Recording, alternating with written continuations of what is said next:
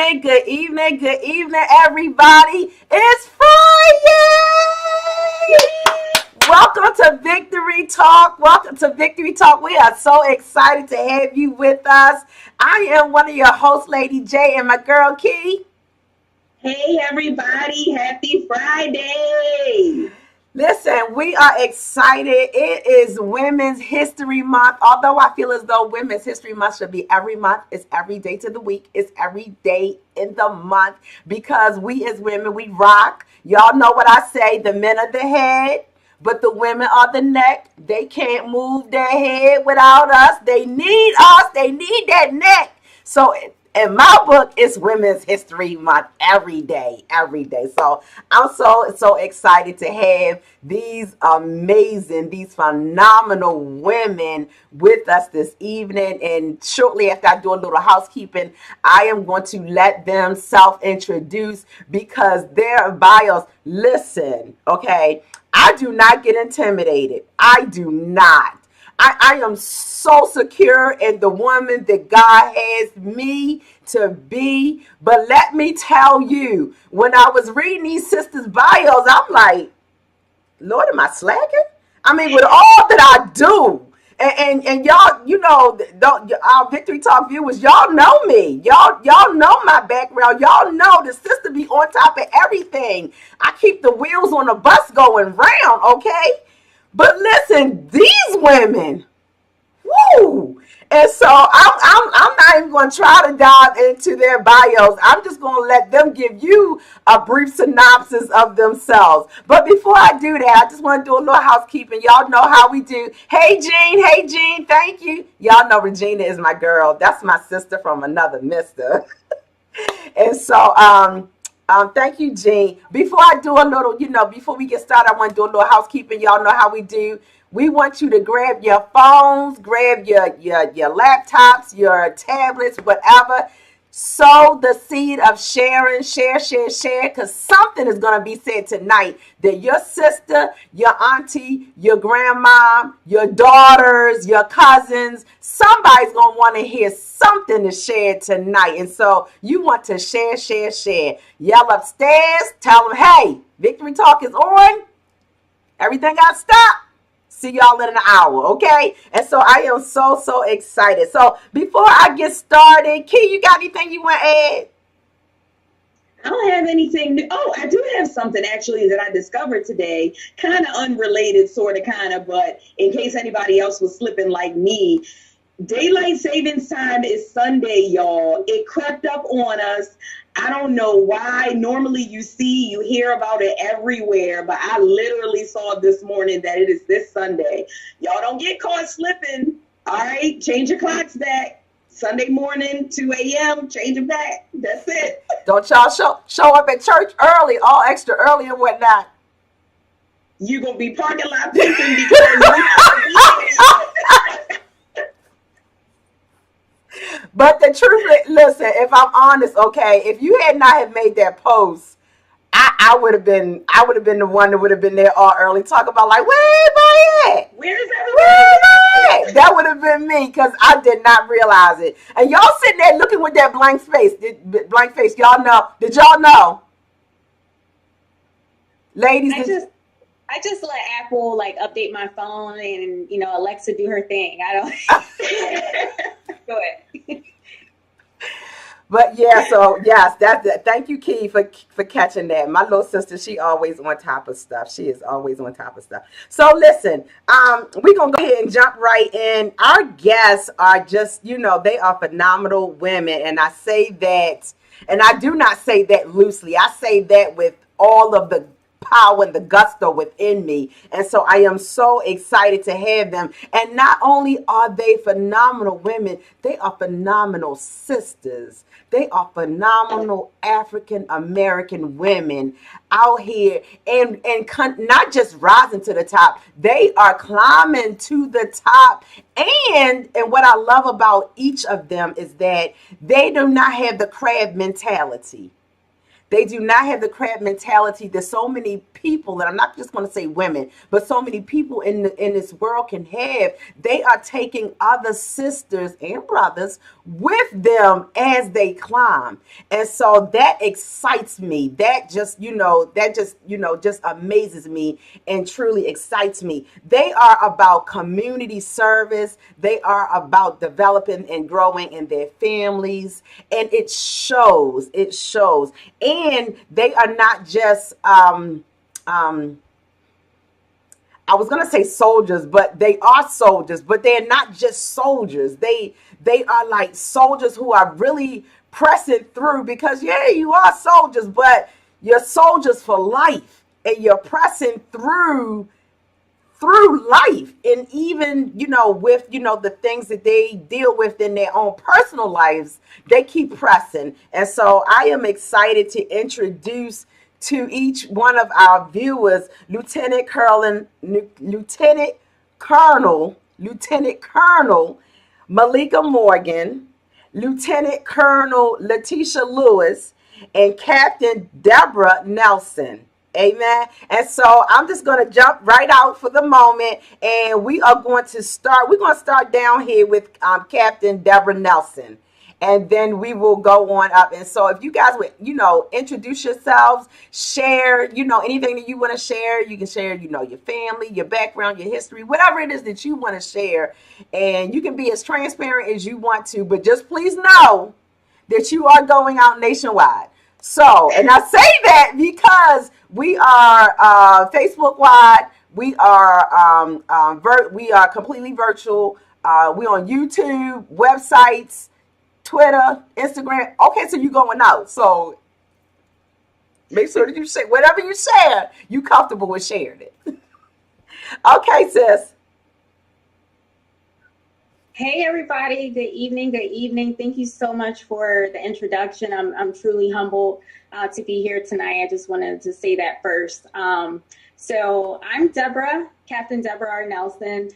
I'm a soldier first. That is my full-time career. I'm active duty, currently stationed in Baltimore, Maryland, and serving as a assistant professor military science at Morgan State University, the Morgan State.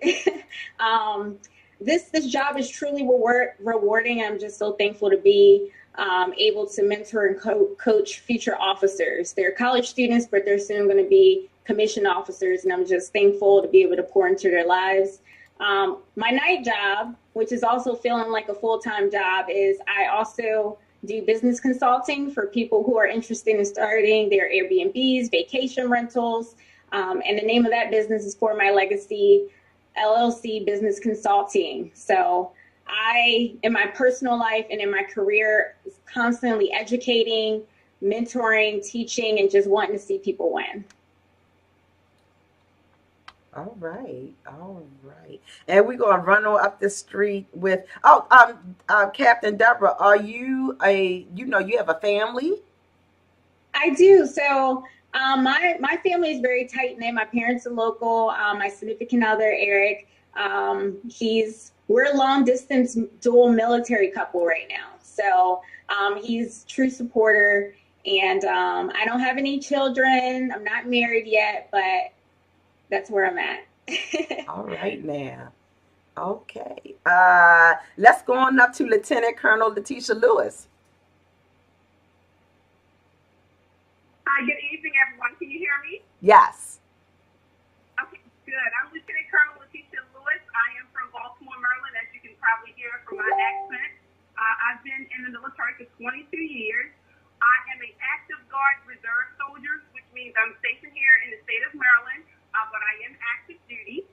I am currently pursuing my doctoral degree in strategic leadership, and I will graduate in May, thank God. So I'm super excited about that. I'll be Dr. Lewis. And I just hope that I'm able to share some of my experiences during this workshop, and I would hopefully be able to learn something in return. Awesome. Thank you. Yes. And how about you? Do you have a family? Yes, I'm married and I have a daughter. Okay. How's your daughter? Oh, my daughter is grown. My daughter is 24. Yes, I have a 24-year-old. Listen, this me rubbing on the screen, trying to get some of that. Wait a minute, let me get a little bit closer so I can. Right. She like she a baby herself. I probably had her a little younger than I should have, but yes, I have a 24-year-old. Girl, that's some good genes. You know they say that good black don't crack. Yeah, That's but real. I'm also not that old. But yes, I I'm on the other end though. The other end of 40, creeping over. Hey, still, But still. Yes. Amazing. Okay, Lieutenant Colonel Malika Morgan, because you have had a day, sis. Have I? Lord, thank you guys for inviting us. I'm so excited to do this. So I am the professor of military science at Morgan State University and Coppin State University and the department chair of military science. And that is a 20-year full circle for me. I graduated and commissioned out of Morgan State, and they saw it fit to bring me back 20 years later to run the program. I have the distinction and honor of being the first female selected to be the professor of military science. So I am so forever grateful for that legacy. And I've been in the Army now almost 20 years.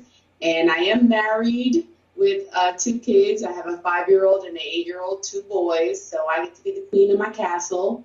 But I'm excited to talk about my career. I don't want to bore you guys with all the things we've done.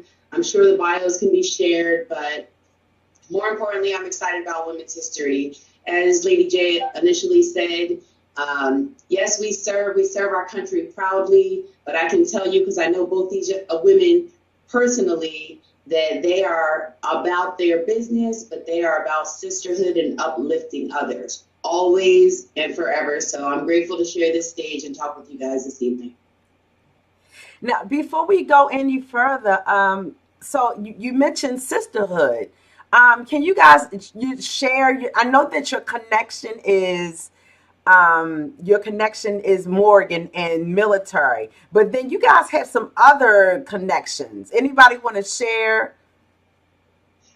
So, yes, so Colonel Lewis and I, that's my sister, that's my soror. We're both Deltas.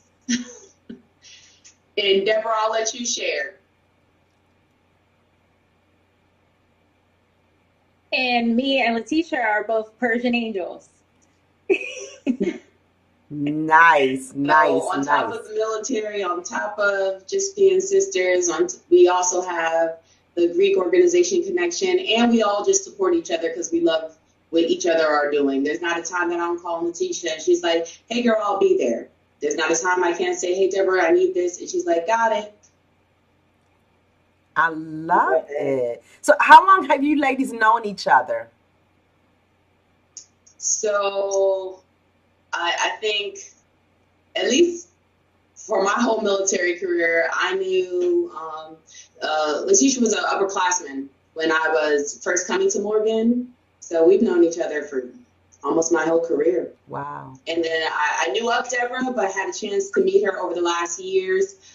We have a lot of friends in common. The Army is small, and we all know each other. I mean, there's only so many Black female officers. So typically, you probably are less than 6 degrees of separation from knowing each other, friends, family, people you've served with.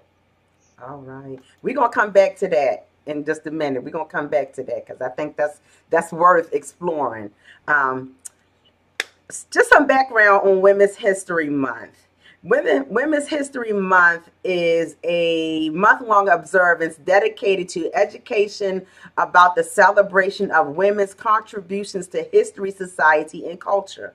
The setting aside of a month to recognize women's history is based on the idea that it is important to give special attention to such stories because they are often and have historically been erased, excluded, and ignored or unappreciated.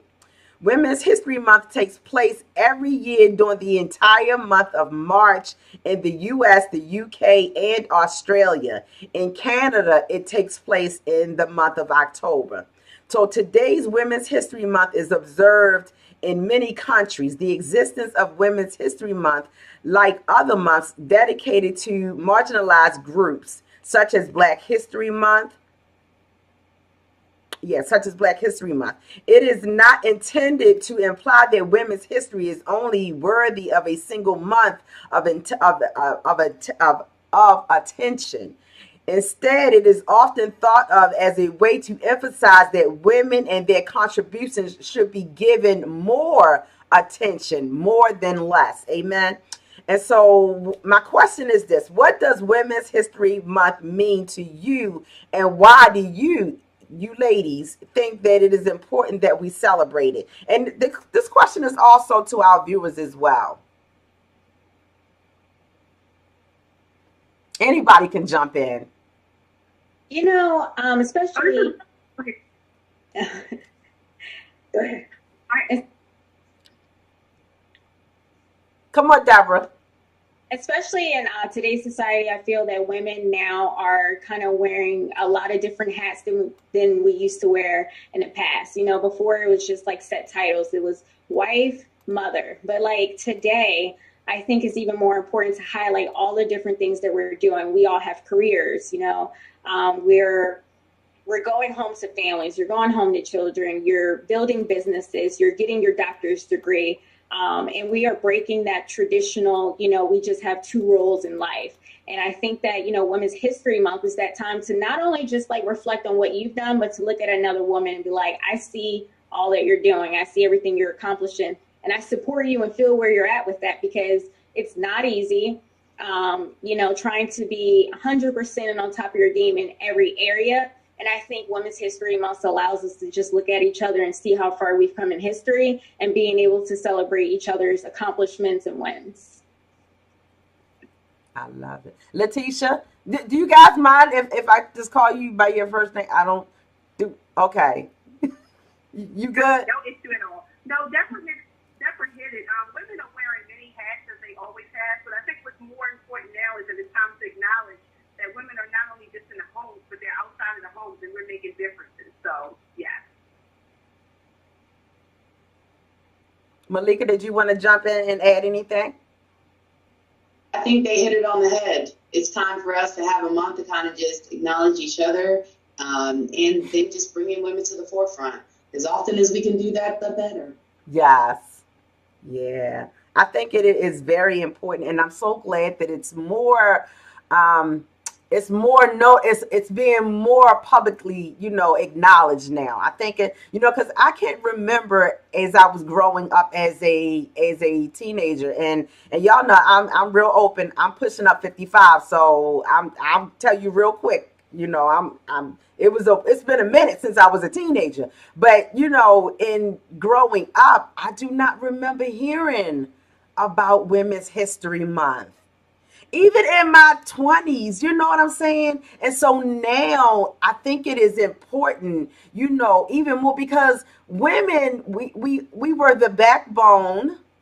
We are the backbone in these, organizations and these institutions, not taking anything away from our men, because without them, the strength that they possess and they bring, to the table, it's helping us to be able to have them to stand on. But I think the women, we are the backbone. And as I said when we first started, I keep the wheels on the bus going around, and we juggle so much, not just in, the secular world, but in our businesses, and in corporate world, and we do so much. And without the vision that we have, the creativity, the push, the organizational skills that requires, again, not taking anything away from our men, but women, we are known for, to be able to do multiple things, wear multiple hats, because as Malika said earlier, she was having a meeting and her 5-year-old baby needed some attention. She had to get on mama's lap and do what she had to do while she was still working. When we think back to, slavery time, you know, these mothers, they bundled that baby, they swaddled them, they put them on it, they strapped them to themselves, and they kept doing what needed to be done. And I think that, the world needs to take more note and realize that even when we are not feeling good, even when we're sick, we're hurting, we're in pain, we emotionally, my girl Key, she's struggling right now. Her dad is ill, but, emotionally, she put it, compartmentalized and doing what needs to be done. And as she said, I put on that face and I do what I got to do in the moment that I have to do it in. Yes. And so that's what we do. So I'm really Women's History Month. Yes. I'm for it all. I'm for it all. Key. Yeah, before we move on to our next question, you guys really did, sum it up in a nutshell, but just to add in the fact that, we are so talented and we just take the back seat a lot to a lot of things. That whole, like, I'm going to just stay in my lane. I'm going to be quiet. I'm going to speak when I need to speak type thing. Like, we're not doing that anymore. And so even, as we threw in there when we were advertising and marketing for the show, and we threw in there the, who run the world girls, because we really do. Girls, ladies, women, whatever it is that you want to call us that's positive, we are really doing the daggone thing nowadays, okay? So workplace, ministry, sports, mechanics. I have a lady that's on my Facebook page who is in the construction industry. She is a Caucasian lady, and she is like making major moves in the construction industry. Like, she's been making headlines in magazines, and I'm so here for it, because gone are the days when, we're in the kitchen, we're cooking, we're cleaning. We are out here and we are making boss moves, and I'm here for it too. Absolutely. But we still doing all of that. Even doing what at the same we time still as doing everything else. Yes. That part. I forgot about that. Yes. Then you got to take care of yourself. You got to keep everything tight. You got to keep everything together. Yes. All of that. There's no time to do one thing at a time. We just gotta, keep it moving.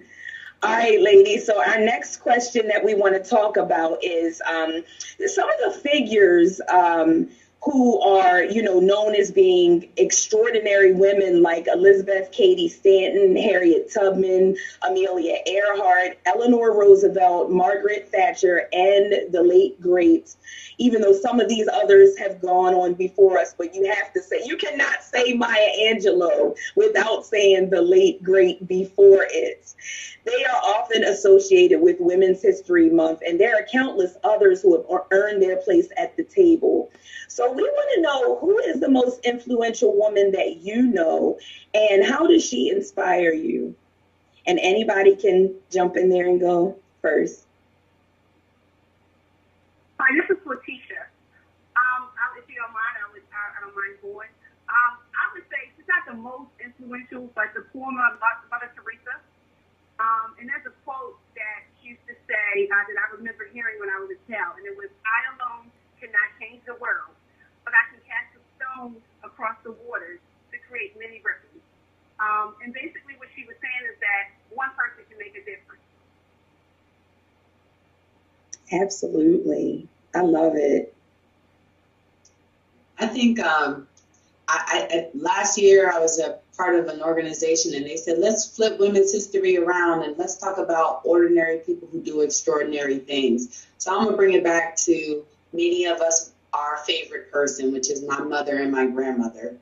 And why I admire them so is because they were not given half of the opportunity in life that I was given, and yet they pushed me to something they had never experienced or achieved themselves. And because of that, now being 40 and having my own children and family and being on the opposite side of my career, I look back at them with such reverence, because My grandmother never even graduated high school. My mother had me and had to drop out of college.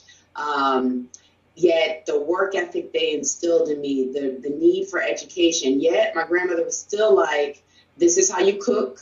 This is how you clean. You're going to be a part of this cotillion. Don't you feed your husband on that paper plate. So I had yet pushing me towards the world to break ceilings. And so their lack of experience was their force to really push me. And so they're my ordinary people that you might not know their name, but their extraordinary example to me is who I admire the most. And so I might have a title and people might know my name, but it was because of Karen Harris, it's my mother's maiden name, and Mildred Harris, that even instilled in me the ability to get to the places that I am today. So though I 100% show reverence and to our late greats and people have come before me, sometimes I'm still amazed by the women I run into every day on the street and hear their story. And Lady J and Key for doing things like this. And Deborah and I were just talking in the office this week and we were just having a moment.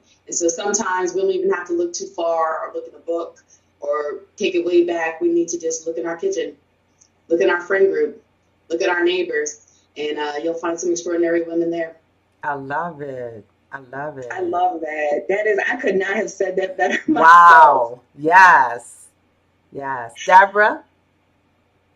I try not to get emotional. So I would definitely have to say my mother is the most influential woman. It is very important. Like when you're growing up in a household, what you hear and what you see, it does impact you later on in life. And I remember being not even 12 years old. My mom would always say this staple to me. She would say, knowledge is power, Deborah. Knowledge is power.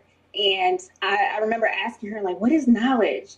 And then she made me a very resourceful child. So I defined it. I learned how to spell it. And throughout my entire life, every single time I came into a new challenge or something that required me to grow or to think past what I thought were my limits, I always think knowledge is power. Let me research this. Let me resource this. Let me not be complacent where I'm at. There's always more to explore. I would say that my entrepreneur mindset came from my mom. Being a single mom, she saved $10,000 on her own with 2 children just to move us from one city to another city to give us a better life.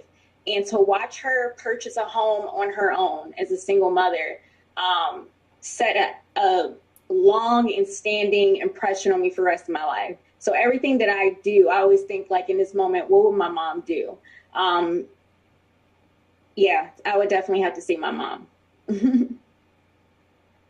I love it. I love it. Absolutely. Moms are so, and you only get one, so you take care of the one you got. Yeah. Absolutely. My mother has been gone for 18 years, and there's not a moment that I don't miss her. There's not a second that, what she taught. I can remember, thinking back, my mom is mean. I used to think she was the meanest mother on the block. And you know what? I thank God that I had a mean mother.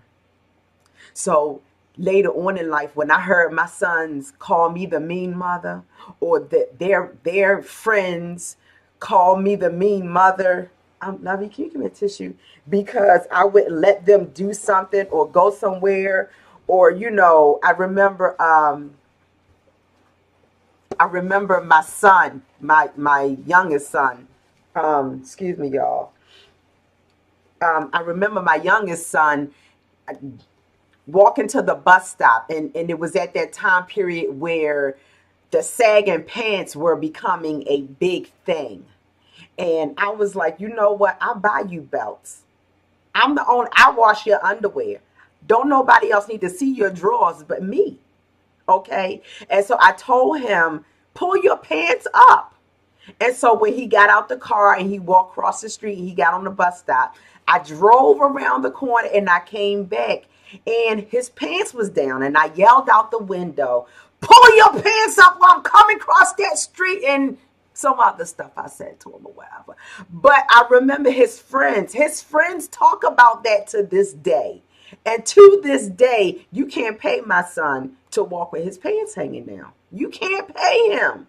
And it is so important, mothers, and just to reflect on, just how foundational and just how important they were in, or are, in my case were, but are, establishing and instilling the growth and the values that we need in life. So, yeah, that was just my thought. Y'all made me think about my mama. Okay, so I have another question I want to talk about because I said I wanted to circle back to the military. As we were reviewing each of your bios for this show, we learned that each of you have extensive, background in, military. And so we want to know what made you decide to enter into the military, and at what age or time period in your life were you sure that that was something that you wanted to do? So, go ahead, Deborah. You had your lips moving like you was going to talk. So since you had your lips moving like you was going to talk. Wow. So me joining the military, so my faith is something that directs my life in many different directions. And I remember being in school for fashion design. This was well before the military was thought of. I graduated high school. I was like, I'm gonna be a fashion designer. So I went to, art school, and I remember I was doing well. And one day I just woke up and I just felt like I could do something bigger than myself. And I was like, I don't think this is the place. People question that. They were like, what are you talking about? You're doing well. I was like, no, I feel like I should go to school for business instead of paying someone to teach me how to design, and I should be doing something else. I wasn't fulfilled. So I disenrolled myself out of school immediately. So I had the thought, next day I disenrolled myself, gave the funds back. I was like, I'll use it at my new school. And then I had a few friends at Morgan State University. They were like, you should come here. And I was like, you know what? Yeah, well, I think I need to go to HBCU because I was missing that part out of my life. So I went to Morgan State and found out I couldn't use the funds that I was paying for my previous school, so I needed money. Someone introduced ROTC for me. I mean, I was a cheerleader. I was all things girly, and I was like, I am not joining the military. This is not happening. So I went, and they offered me a 4-year scholarship. They were just like, hey, we just need you to come back tomorrow, or we need you to come to the school, take a PT test. And I'm like, I don't have a car. I would have to take a Greyhound at 6 a.m. And they were like, how bad do you want it? So I got on that bus at 6 o'clock a.m. from Atlantic City. I drove it to Baltimore, got on a taxi. I took my PT test in the middle of the heat in the afternoon. I went back home and I passed, and they told me, we need you to come back tomorrow to sign the paperwork, to get everything started for my scholarship. So I took the bus back out there again. And I did all the things. My first year, I did not want to change my lifestyle. I came from a fashion school. I was like, I'm going to express myself. And it was challenging, but there were some great instructors that did not allow me to stay the same. They pushed me. I shed tears. I'll call my parents. I was like, I don't want to conform. When I decided to take the military lifestyle and just embrace it, that is when I started to see another side of me that I didn't even know was possible. So I had 1 semester to make a decision before I was contracted. They basically said, you can either contract or you can get out and you'll be fine. So at the end of the semester, I decided to stay in ROTC. In that moment when I decided to contract, this has been the best decision I have ever made. The people I've met, the discipline, the relationships I've built, the people I've had the opportunity to learn from, the people I've had the opportunity to change lives for, standing in the middle of being able to be the voice for someone else. So to answer your question, I never planned on joining the military. I feel like I was directed and I listened to that feeling inside of me, and here I am now, and I am very blessed to be here. I love it. I love it. Anybody else? I'll talk. So this is Letitia. My dad was actually in the Army, so I remember as a little girl putting on his jackets and marching around the house, 1, 2, 3, 4, and looking in the mirror saying, one day this is going to be me. But unfortunately, life happens, right? So I was a teen mom. I had my daughter at the age of 16, and a lot of things changed. And, one day I remember sitting at home saying, at one point in life, I wanted to do the military. So I remember once I finished high school and started applying for college, I also went and talked to a recruiter. And it's been 22 years later, and I'm still here. Wow. Yeah. Yeah. Malika? I wanted to do a job that I found challenging, yet a job that I would be proud of. So I did JROTC in high school, and I wanted to see how that would look when I came to Morgan. I thought I wanted to be a police officer. So at the time, I'm also from New Jersey, like Deborah. So at the time, to be a state trooper, you had to have a degree. So I said, okay, I'm going to go get a degree. And I'm going to come back to New Jersey and be a state trooper. And I'm going to be a military police officer for the Army. That was my initial plan. And then the longer I served in ROTC, the more I was exposed to when it came to jobs and options. I decided to switch my career path to military intelligence. And I said, I'm only doing 4 years in the Army, not a day more. They're just going to pay for college, and then I'm out. And then, sure enough, when you get promoted, then you make great money, then you start to travel and like your job. Then they paid for my master's, and then it became very conducive to my lifestyle because, like Deborah said, like I was extremely girly and I didn't want to compromise, and I didn't think that this was going to be a career for me. And then I started to appreciate the discipline. I started to appreciate the influence that I got to see day in and day out. If we deployed, I got to see the missions that we were doing that were having huge impact. And then I became very fulfilled with the career decision. And then I tried to get out. And then I decided to stay, though I always jokingly say, I've been getting out of the Army for 20 years and failing horribly at it. So one day when I retire, I'll get it right. So this wasn't one of the questions that that I sent you guys, but when we do this, often some questions will come up, and feel free to answer however you feel comfortable. But I wonder, how hard is it for women in the military?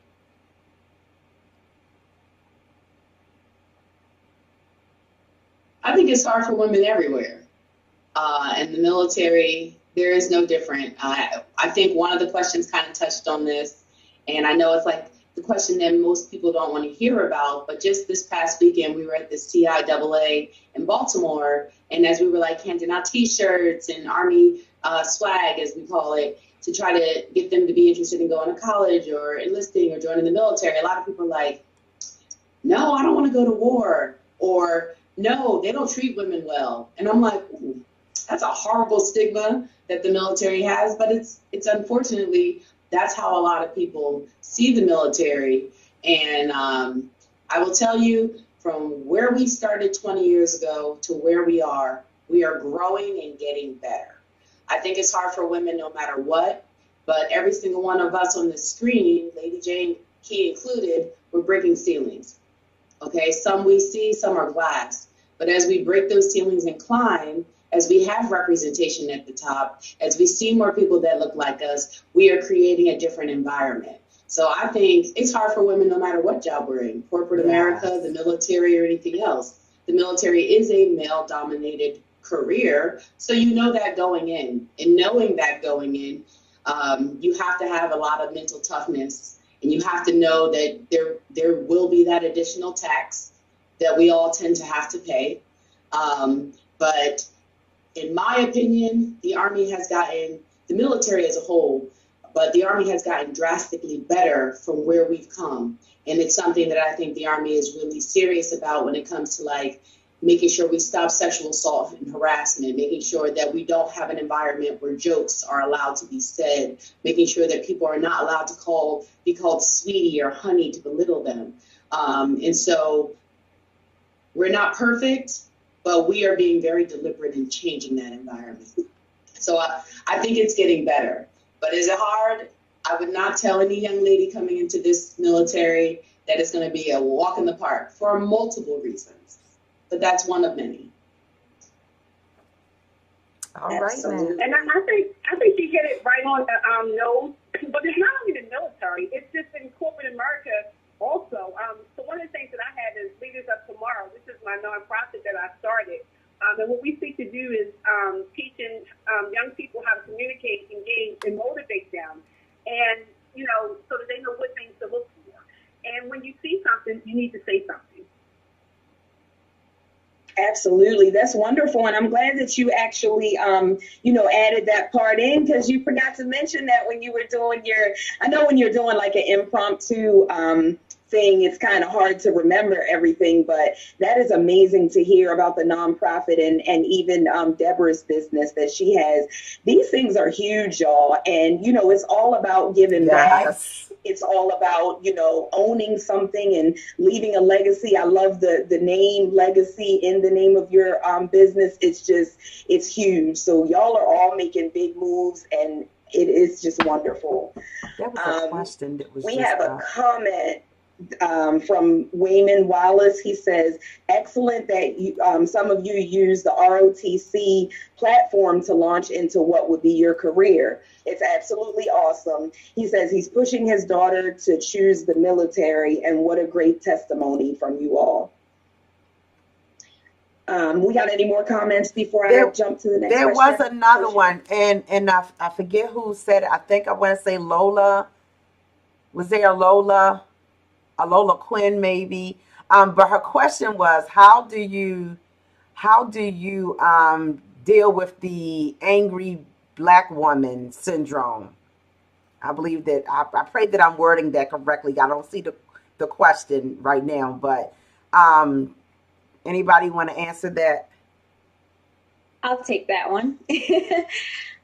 So I think this issue is within, again, the military, corporate America, and my advice, what I've learned to think work, is being confident in yourself. People are always going to have opinions. People are going to put so many titles and labels and try to categorize you as such, but like understanding and knowing who you are, being confident enough to make decisions without feeling like you're being aggressive, or being okay with being confident and just being yourself, 100% yourself. There isn't anything that you can do to really avoid it, but there are things you can do to just not allow it to impact you. Anybody else? Okay, Keith.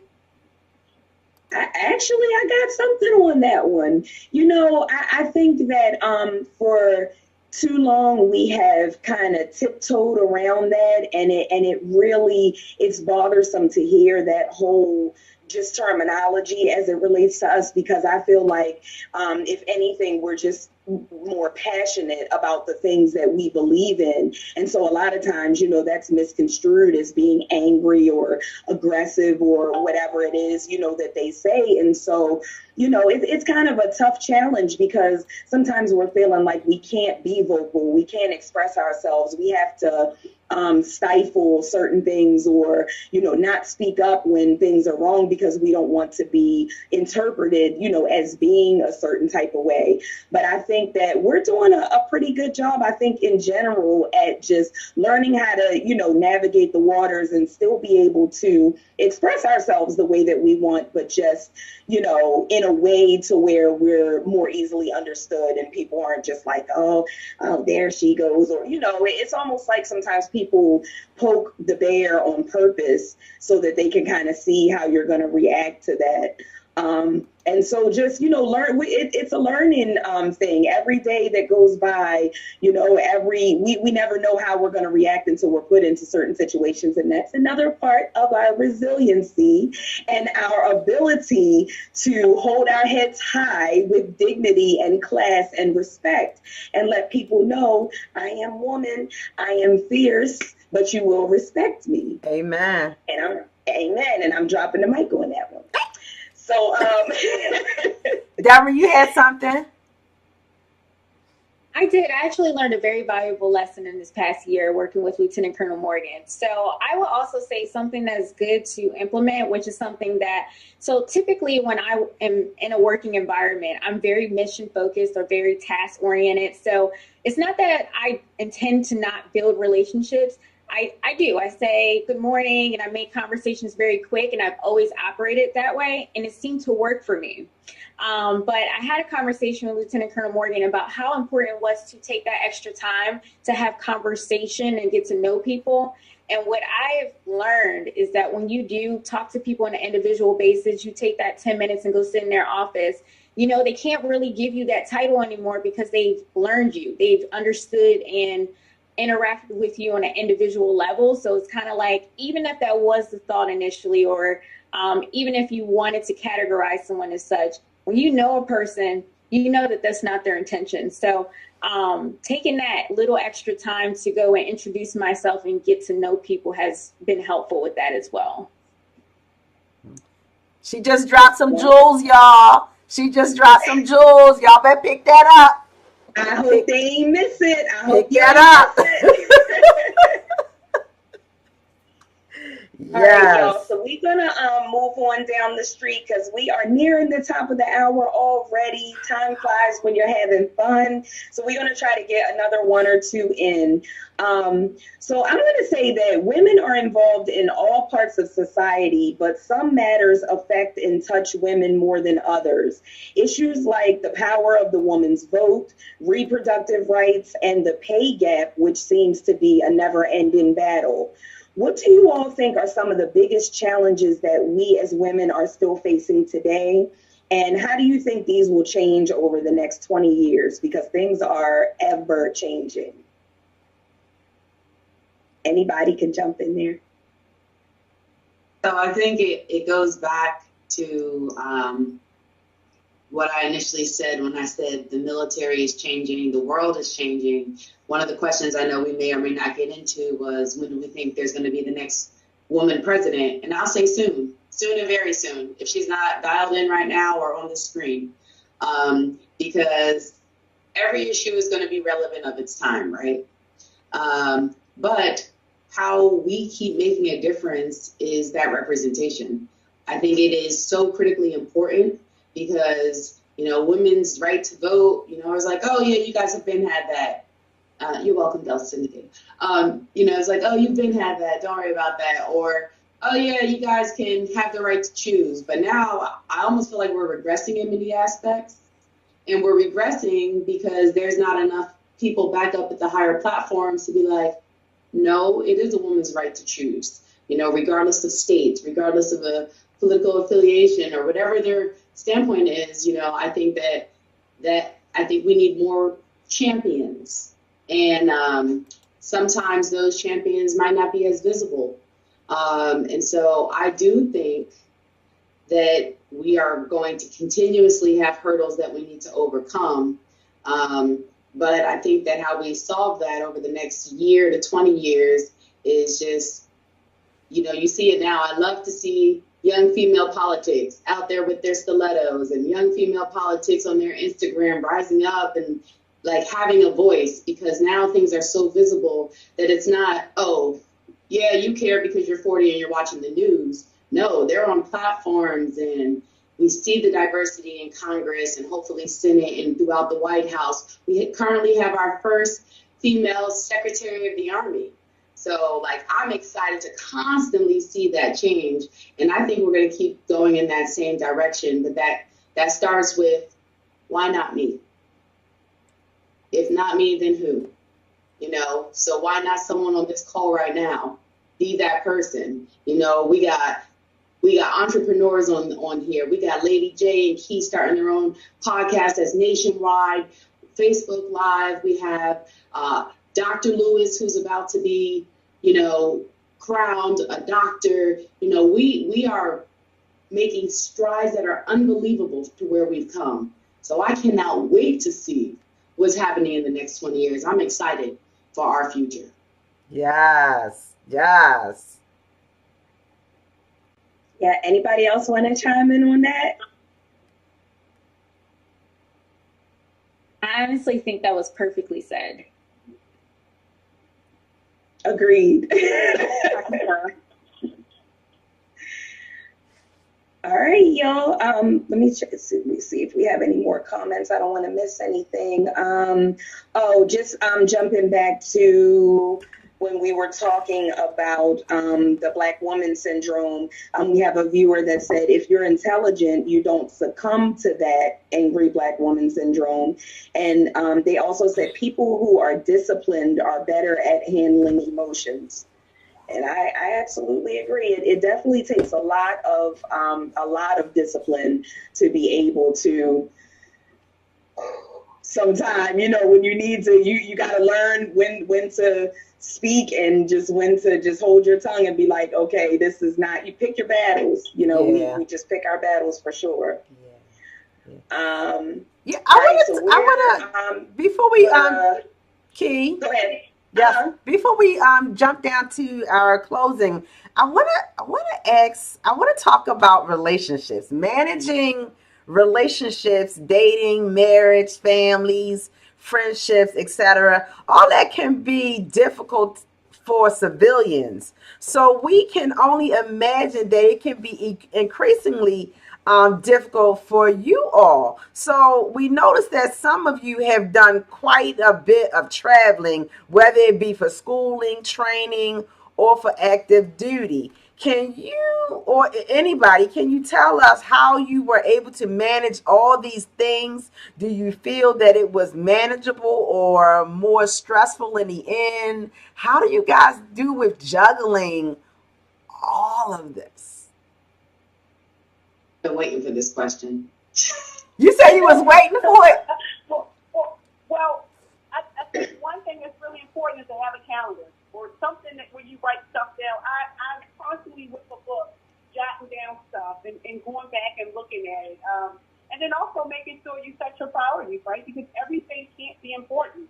So when I start my week, I look at what things I must do, what things I would like to do, and what are the things that, and that's how you got to kind of take it. Because if you try to put everything in on your plate, you'll get nothing done.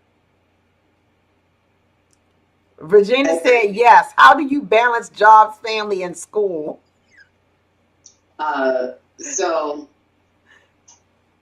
Deborah can attest to this. It's stenciled on top of behind my desk. It says grit and grace.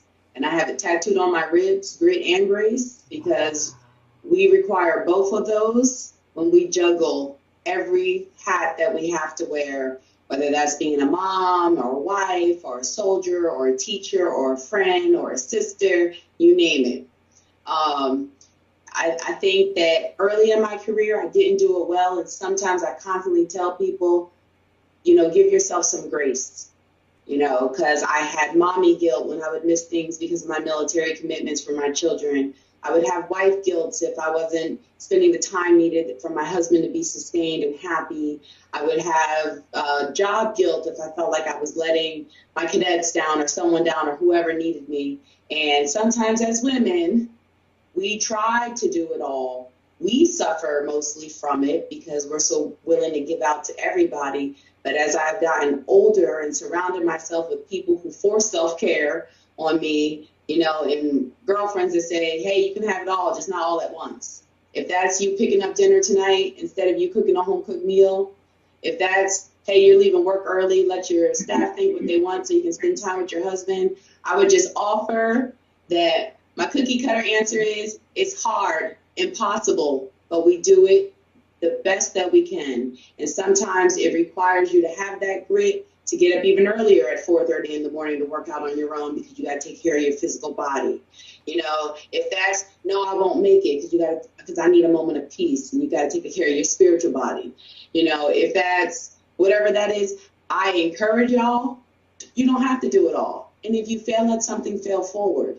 But give yourself that grit to try, and then that grace when you don't succeed on everything. And if you marry the right man and have a good support system, they will 100% prop you up and support you when you don't even know you need it. So I had to take that one. I know we run out of time. I love that. It's okay, because I'm about to say, do you do motivational speaking or something? Because listen, she gonna have to come to women's ministry and come through. I'm telling you, like, I'm never speechless. And I know that this is the first time that, you know, we've been in each other. I'm never speechless. Like, that was so perfect. I don't even know what to say. But as I'm listening to it, you know, and this is why we do what we do, the encouragement, I'm so encouraged right now, because I tell myself these things, you know, on a day-to-day basis. And I know Lady J does. Lord have mercy. We wear so many hats. All of us do. And, you know, sometimes we just feel like we feel defeated, or we feel like we're less than, or we feel like we failed if we don't get all the things done that's on the to-do list. So just hearing that it's okay to say I can't. It's okay to say I'm too tired. Not this time. That just gave me life. Look, I'm gonna catch this on the replay and make sure that I take my notes so I can put it up on a sticky note or somewhere as a reminder to myself daily, sis, because that was really, really. That in a nutshell. Woo. What a wonderful way to close. Oh my gosh. Go ahead, Letitia, before we close. Go ahead. No, I was just giving a hand clap. Oh, you were giving a hand clap. I thought you were raising it. Yes, like that. I'm telling you, I could not have said it better. Y'all, we are at the top of the hour. Unfortunately, we're going to have to do this again. We're going to have y'all back. This has been amazing. And it's a live and learn thing, because sometimes we try to schedule the shows out where we know that they're going to be, you know, a little heavy, or we might need a little bit more time. This definitely could have been a 90-minute show. Yeah, this could have been a 90-minute show for sure. We're going to have y'all back. You want to plug? You got your book. You hold up your book. You want to plug? Well, you can go ahead and talk. You can plug it. I'll talk. I'll hold it. So Lady J is holding up Mosaics Made from Beautifully Broken Pieces. That is a collaborative project that she and I, along with some other ladies, were on. And it's basically a motivational piece. There's stories about, you know, just women's empowerment, encouragement, going through trials and tribulations, marriages, domestic stuff, divorce, child custody. Oh my gosh, there's something in there for everybody. Mm-hmm. So if you go to our website at www.vlfministries.org, there is a link there to take you to purchase the book. If you'd like to purchase a copy of the book, I believe it's still $25.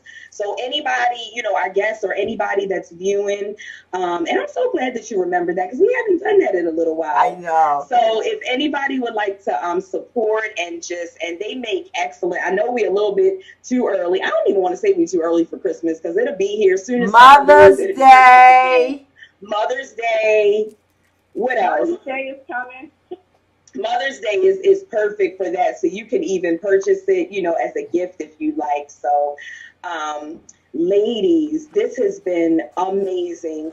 I know that, you know, every time we have guests on the show, it's just wonderful to sit down, you know, and talk with everyone and just laugh and cry a little bit and learn a little bit. And what more of a better guest could we have for Women's History Month than women in the military? Like, y'all, salute y'all. Thank you for everything that you do. Thank you for your sacrifices for our country. Thank you for the motivation, the encouragement, the giving back. Thank you guys for all that you do. And to our viewers, thank you for tuning in tonight to Victory Talk. We will catch you guys again next Friday night for our marriage edition. Same time. Fit for life. Oh, Fit for life. I'm jumping to the end of the month. Next Friday is Fit for Life, y'all. My bad, Shay. I got you, boo. Well, Lady J had you, boo. Next Friday night is our Fit for Life session, third Friday of the month. So we invite everybody just to tune in. And then at the end of the month is our marriage edition.